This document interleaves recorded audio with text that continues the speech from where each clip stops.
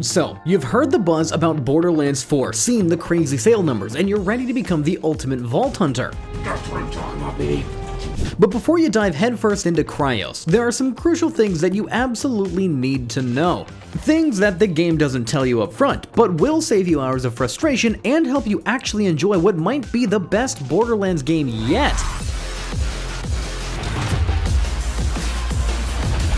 Now, let me start with the most important tip that will change how you play this entire game. When you first land on Kairos, you're going to see tons of side content scattered all around the coastal bonescape. Ignore it all. I know, it sounds crazy, especially if you're a completionist like me. But trust me on this one. Your first priority should be pushing through the main story until you reach the hub area in the Howl. Why? Because that is where you'll unlock the Digi-Runner, and this thing is an absolute game changer. The Digi-Runner is the most convenient transportation Borderlands has ever offered. You can summon it anywhere, jump on and off at will, and you'll actually need it to reach certain areas for completion. Once you've got your hands on the Digi-Runner, then you can go back to the coastal bonescape and start exploring properly. And think of it like getting the master key before trying to unlock every door in the house. It's a Digi-Runner! And speaking of movement, let's talk about something that trips up every single Borderlands veteran. The movement system in Borderlands 4 is completely different, and if you try to play like you did in previous games, you're probably going to struggle. We're not just talking about basic running and gunning anymore. You've got double jumping, gliding, dashing, grappling, swimming, and mantling. The game is specifically designed around using these movement options, especially in boss fights. Many of the game's bosses will actually force you to use every movement tool at your disposal, so you need to get comfortable with them early. My advice? Spend some time in the early areas just practicing. Learn how to chain your movements together, figure out how to dash out of danger, grapple to safety, and glide across large gaps. When the difficulty ramps up later on in the game, you'll be glad that you put in the practice time. Now, let's talk about something that completely changes how you approach combat: the rep kit system. If you're coming from previous Borderlands games, this mechanic might feel a bit foreign to you at first, but stick with me. Your rep kit system is a piece of equipment that can provide significant bonuses to your build. The game has been balanced around you having this additional healing option, which means enemies hit harder and show up in greater numbers than before. But you don't always want the rep kit that gives you the most healing. Look at the other bonuses that it provides. Some rep kits can enhance your weapon damage, improve your movement speed, or even synergize with specific character builds. In the late game, the right rep kit can be the difference between a good build and a godly one. And while we're talking about tools that veterans might overlook, let's discuss echolocation. Now, most players think of this as just a navigation tool, but it's actually one of your most powerful combat abilities. When fights get hectic, and they will get hectic with all the new chaos Borderlands 4's throw at you, echolocation becomes your lifeline. It highlights grapple points, climbable walls, and escape routes that you might miss in the heat of battle. And it's especially crucial when you're learning the new movement system, because it takes all the guesswork of where you can and can't actually go during combat.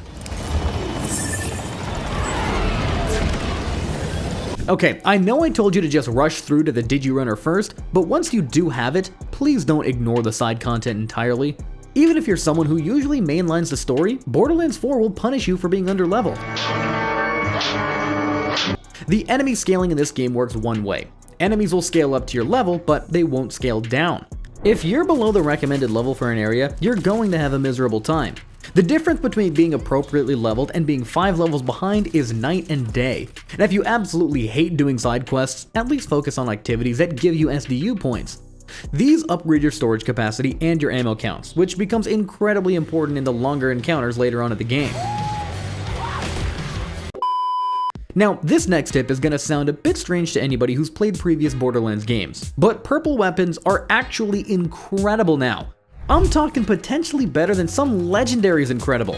Borderlands 4 introduces a new foundry part combination system that can make purple weapons absolutely devastating. This ties into another major change. Legendaries are genuinely rare now. Gearbox wanted to make legendaries feel legendary again, and they have definitely succeeded. And since legendaries are so rare from drops, you need to take advantage of every source available. One of the best places to find them? Vending machines. Yes, they are expensive, but given just how rare these weapons are through normal gameplay now, you have to take advantage when you see them. Make it a habit to check vending machines regularly, especially when you're in hub areas. That expensive legendary today might be exactly what your build needs to come together. I am always this pretty, yes.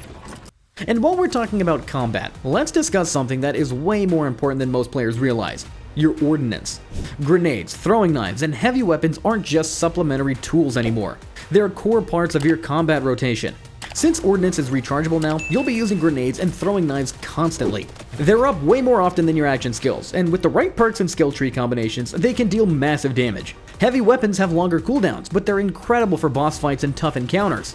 The key is treating your ordnance as seriously as you treat your guns and skills. And speaking of weapons that have been completely overhauled, underbarrels are absolutely insane in Borderlands 4. We're not talking about simple shotgun modes anymore. You've got one-hit kill cleaver shots, gravity wells, radioactive fuel rods, corrosive pools, and AoE blasts. These are on cooldowns just like your ordnance, and they're essential for both regular combat and boss fights. Don't treat underbarrels as afterthoughts. They are legitimate game changers that can completely shift the momentum of a fight. Now, let's get into something that some new players often struggle with but is absolutely essential for success: damage types and enemy resistances. Borderlands 4 uses a rock paper scissors system for damage types, and understanding it will make your life so much easier. Red health bars are weak to incendiary damage, blue shields are weak to shock damage, and yellow armor is weak to corrosive damage. Each damage type also applies status effects that can be incredibly powerful when used correctly. Fire ignites targets for damage over time, shock disables vehicles and damages over time, corrosive melts enemies, cryo can freeze targets, and radiation causes enemies to explode when killed. Learning these interactions is essential for building effective loadouts and tackling tougher content. They cannot break us. But one of the coolest activities in Borderlands 4 is vault hunting. But the process might not be immediately obvious. Each of the 3 major biomes, Fade Fields, Carcadia Burns, and Terminus Range, contain 3 order silos. Activating these silos requires reaching the command module in the central tower, which sometimes involves platforming and sometimes involves fighting through enemies. Once active, each silo reveals the location of a vault fragment in that region.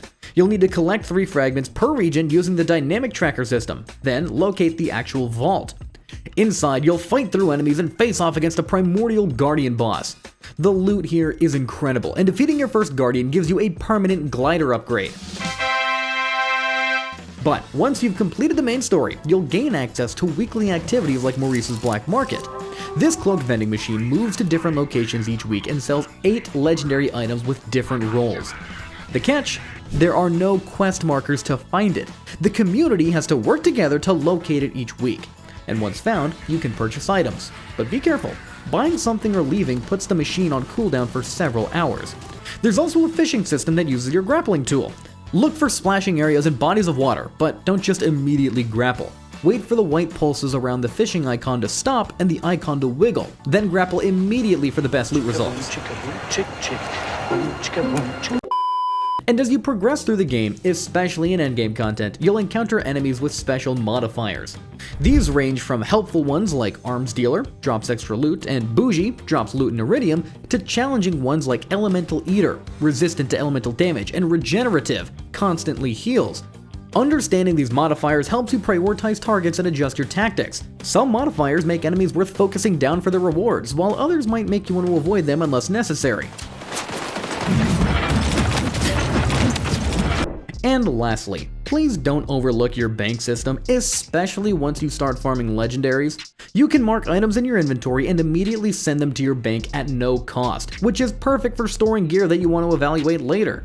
This becomes especially important once you unlock Zane's firmware system after beating the Timekeeper. Firmware are bonuses that can be applied to any non-weapon equipment, and they work as sets with increasingly powerful bonuses. You'll want to stockpile equipment with firmware upgrades because you can transfer firmware between items at the cost of destroying the host item. Look for loot beams with glitchy artifacts. That is your visual indicator for firmware gear. And that wraps up everything that I wish I knew before diving into Borderlands 4. These tips should save you hours of frustration and help you make the most of your time on Kairos from day one. Now I want to hear it from you. Which of these tips surprised you the most? Are you planning to rush for that Digirunner, or did you already make some of the mistakes that I mentioned? Be sure to drop a comment down below and let me know how your Vault Hunter journey is going. And if this video helped you out and you want to see more Borderlands 4 guides, be sure to hit that subscribe button and ring the notification bell so you never miss our latest tips and tricks. Thanks for watching, and I'll see you in the next one.